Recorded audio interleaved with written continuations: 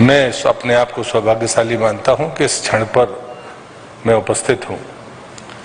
लेकिन जो विभाग में देखता हूं, जल शक्ति और स्वच्छता, मैं हृदय से शिवराज जी आपको और भूपेंद्र जी को बधाई देना चाहता हूं, क्योंकि ये सच है कि 2014 के बाद जिस प्रकार से स्वच्छता और पेयजल के प्रति देश में जिस प्रकार का बिहेवियर चेंज हुआ, ये एक क्रांति है। लेकिन ये बात भी उतनी ही सच है कि 5000 की आबादी से ज्यादा जब भी जनसंख्या होगी, हम मल का प्रबंधन करें, जल के प्रबंधन की बात करें, कचरे के प्रबंधन की बात करें, बिना यांत्रिक सहयोग के ये प्रबंधन नहीं हो सकता।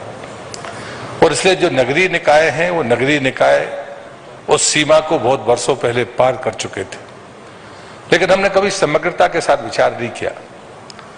सामान्यता जो खाली जगह थी वो हमारी डंप साइट बिना योजना के बना दी गई, और बाद में वो हमारे सामने पर्यावरण के लिए भी चुनौती बनी, स्वच्छता और स्वास्थ्य के लिए भी चुनौती बनी।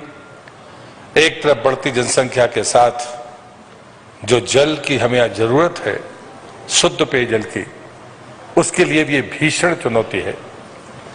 भूजल को खराब करना, भूजल की कमी, और जो पानी को हम उपयोग करते हैं ग्रे वाटर के रूप में जो हमारे सामने आता है।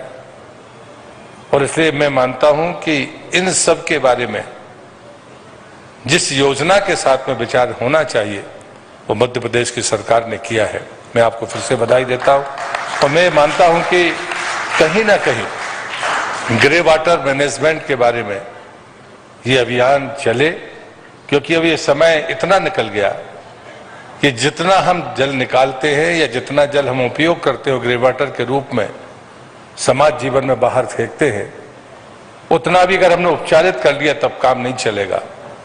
उससे दुगने प्रयास आम आदमी के द्वारा होने होंगे। उसके लिए हमें जल की उपयोगिता पर अंकुश लगाना होगा, और जो ग्रे वाटर मैनेजमेंट है, जहां पर वो ग्रे वाटर मैनेजमेंट हमारे उस शुद्ध जल को करने के बाद हम चाहे पार्कों में पहुंचाए, चाहे बिल्डिंग के निर्माण में लगाए, हम शुद्ध पेयजल को बचाकर उसका उपयोग करेंगे तो ज्यादा बेहतर होगा। और ये योजना उसी का मूर्त रूप है।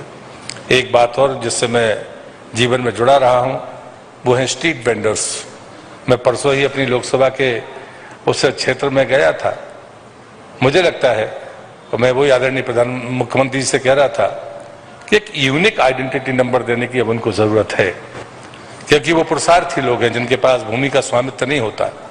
वो फुटपाथ पर बैठकर अपना स्वावलंबी जीवन और आत्मनिर्भर जीवन बनाते हैं, और कुछ घंटों के लिए आकर लोगों को अपने हुनर की बिक्री करके और अपने परिवार को चलाते हैं।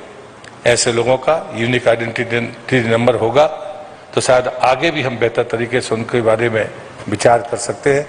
जो योजनाएं भूपेंद्र जी ने बताई हैं, वो जो क्रमवार आज पूरा मध्य प्रदेश देख रहा है, मुझे लगता है उसके बाद किसी प्रकार का भ्रम नहीं, बल्कि एक जन आंदोलन की तरफ आज के दिन के बाद ये मध्य प्रदेश आगे बढ़ेगा। चुनावी राजनीति से हटकर राज्य के हित में किया गया ये संकल्प फलीभूत होगा। इस शुभकामना के साथ मैं फिर से आपका हृदय से धन्यवाद करते हुए अपनी बात समाप्त करता हूं। और हम सब इस शुभ समय के प्रत्यक्षदर्शी हैं, भाग्यशाली है। और मुझे लगता है कि आने के बाद जब हम सफलता परवान चढ़ेगी तो ये सिर्फ राज्य के लिए नहीं, देश और दुनिया में पर्यावरण की रक्षा का एक मूर्त बेहतर मॉडल होगा, ये मैं मानता हूं। बहुत धन्यवाद। वंदे मातरम।